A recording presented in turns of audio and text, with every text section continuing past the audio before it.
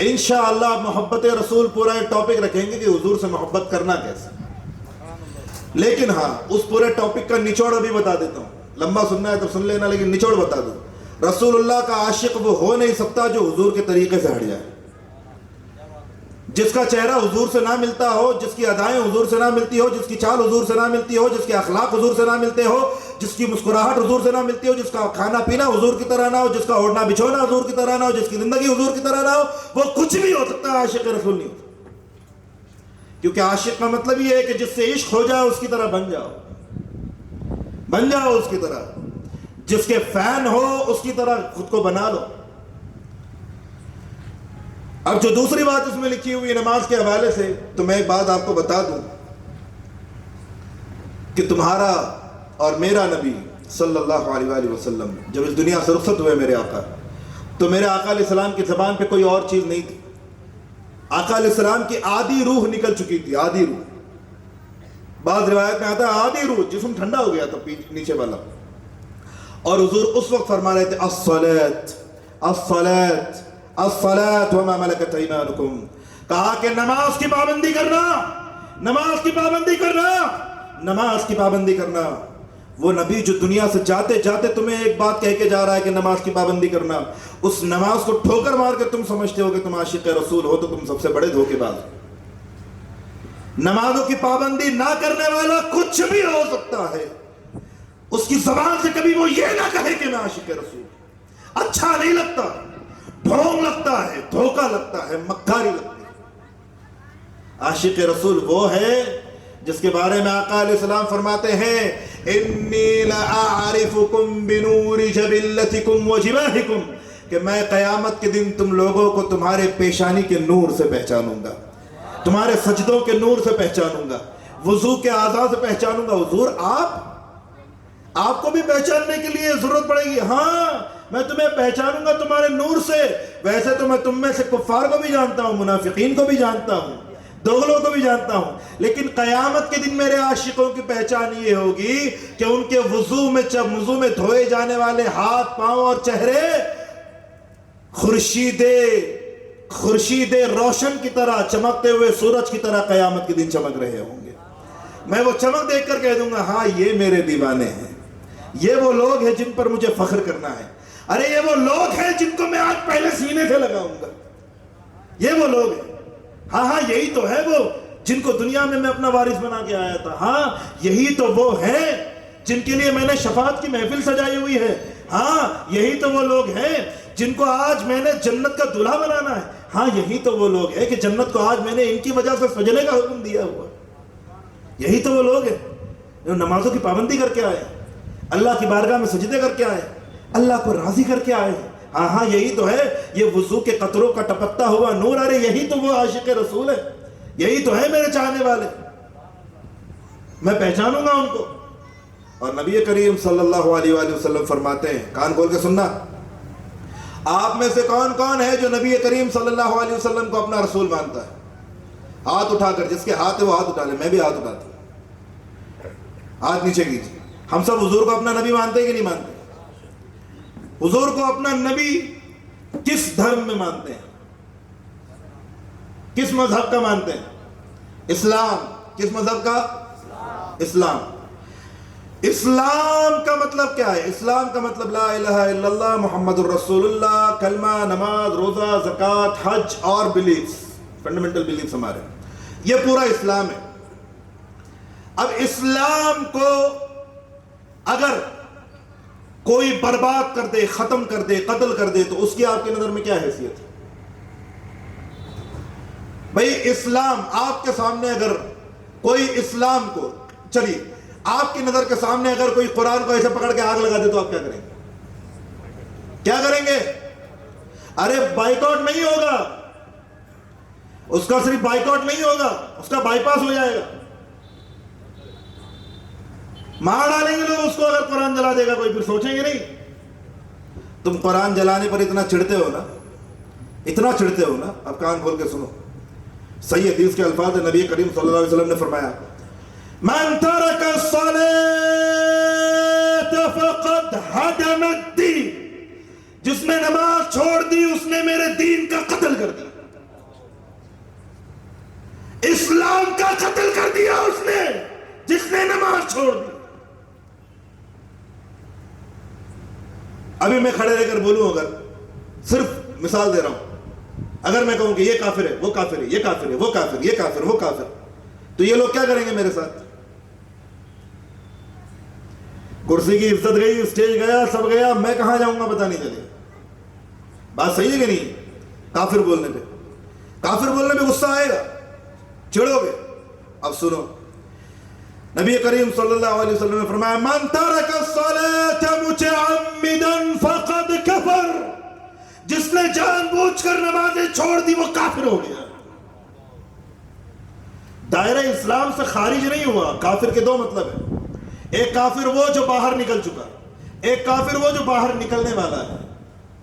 یہ جو باہر نکلنے والا ہے جس کا ڈر ہے، یہ والا کافر. اب کرو گے غصہ؟ نمازیں چھوڑنے والوں، شرم کرنی چاہیے، ہمیں شرم آنا چاہیے کہ خود کو عاشق رسول کہتے ہیں، نمازیں چھوڑتے ہیں. یہ وہ حدیث ہے جس کی بنیاد پر حضور غوث اعظم نے فرمایا تھا. کان کھول کے سنیے نا. حضور غوث اعظم نے فرمایا من مات وهو لا يصلي لا يدفنن في مقابرنا، جو بے نمازی مر جائے اسے ہمارے قبرستان میں دفن مت کرنا. یہ تو پھر بھی حضور غوث پاک نے بہت چھوٹا لہجہ اختیار کیا. حضور غوث پاک کے امام، کس کے امام؟ غوث پاک کے امام، جن کے غوث پاک پیرو ہیں امام احمد ابن حنبل، ان کے امام جن کے وہ پیرو ہیں حضرت امام مالک. وہ کیا کہتے ہیں؟ حضرت امام مالک کہتے ہیں جو نماز چھوڑ دے ہماری رائے میں وہ کافر ہے.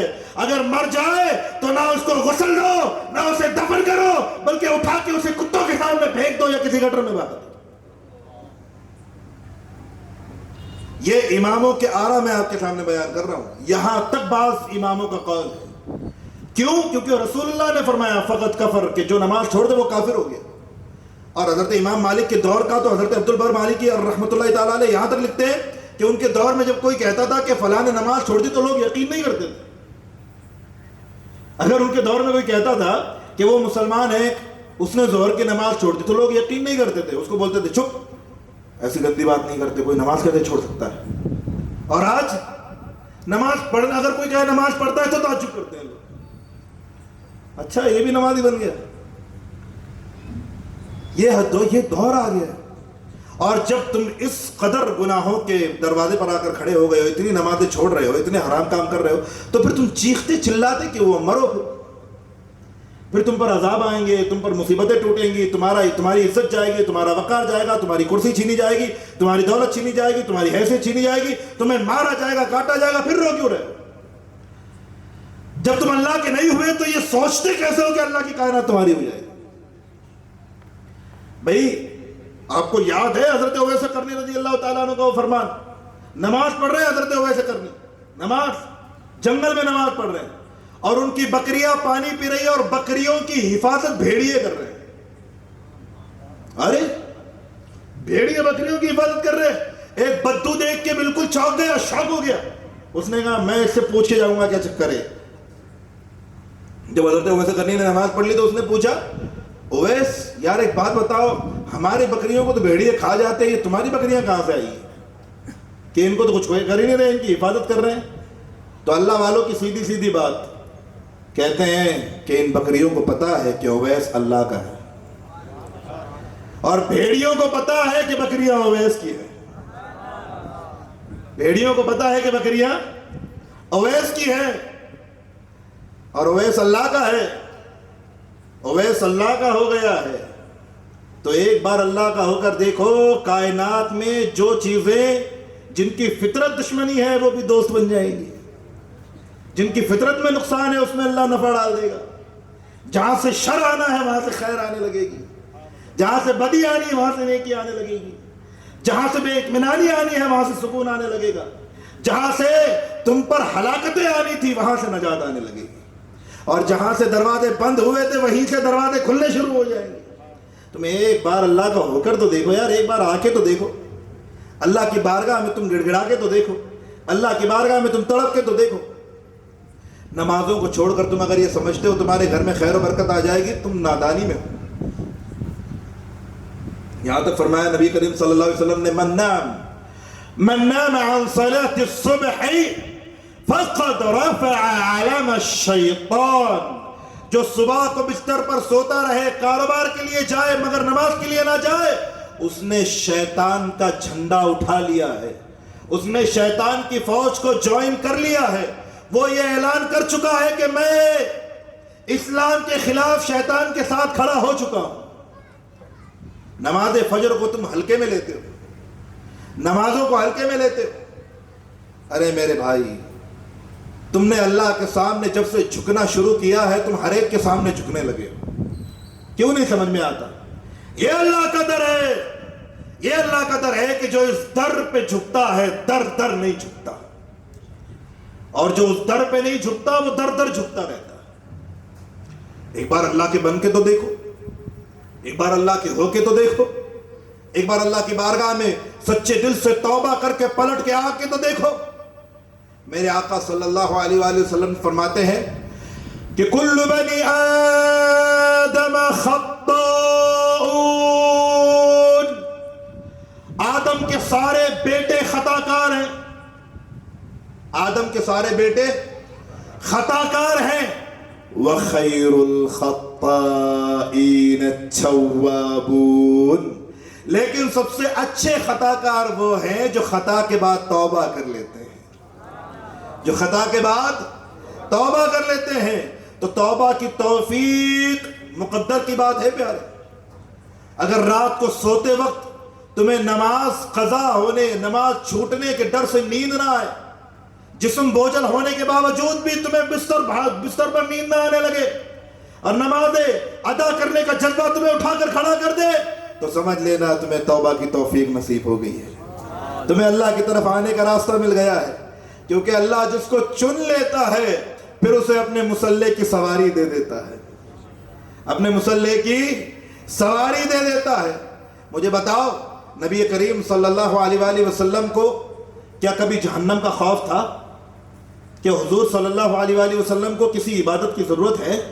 ارے ان کے ذریعے، ان کے صدقے میں عبادتیں ملی ہیں، ان کے صدقے میں جنت ملنی ہے، ان کا کلمہ پڑھیں گے تو جنت میں جائیں گے، ورنہ کتنا بھی لا الہ الا اللہ کہتے رہو کچھ ہونے والا نہیں جب تک محمد رسول اللہ نہیں کہو گے۔ ان کا کلمہ پڑھ گئے تو جنت ملے گی۔ وہ آقا حضرت عائشہ کہتی ہیں کہ رأیت رسول اللہ یصلی فی اللیل ویتحجد حتی تشققت رجلا، کہ حضور رات میں اتنی عبادت کرتے کہ آپ کی ایڑیاں پھٹ جاتی تھی، ان سے خون نکلنے لگتا تھا۔ تمہارا نبی، معصوم نبی، بے قصور نبی، بے گناہ نبی، اس کا حال یہ ہے کہ مصلی پہ اتنی عبادت کر رہے ہیں۔ نبی کریم صلی اللہ علیہ وسلم سے حضرت عائشہ نے روتے ہوئے پوچھا، یا رسول اللہ، یا رسول اللہ، لما تشقق نفسک، حضور اتنی عبادت کیوں، اتنی خود پر مشقت کیوں؟ نبی کریم صلی اللہ علیہ وسلم کا جواب سنیے، بخاری کی حدیث ہے، عائشہ افلا اکون عبدا شکورا،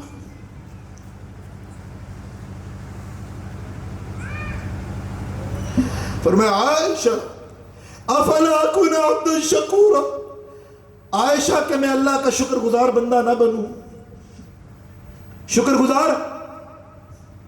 تو یہ سمجھ میں آیا کہ عبادتیں صرف کبھی کبھی جنت کے لیے نہیں ہوتی، بلکہ اس بات کے شکرانے کے طور پہ ہوتی کہ اے اللہ تو نے مسلمان بنا دیا، تو نے جنت کا حقدار بنا دیا۔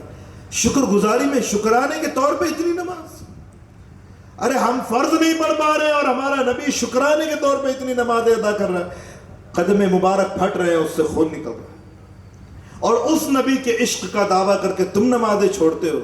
بتاؤ تو سچے مسلمان ہو، بتاؤ واقعی میں تم عاشق رسول، کیوں جھوٹ بولتے ہو، کیوں دھوکہ دے رہے ہو لوگوں کو، کیوں خود کو دھوکہ دے رہے ہو، کیوں؟ میرے پیارے، اللہ کے واسطے ان چیزوں سے بعد آ جائیے، درود شریف پڑھ لیجیے۔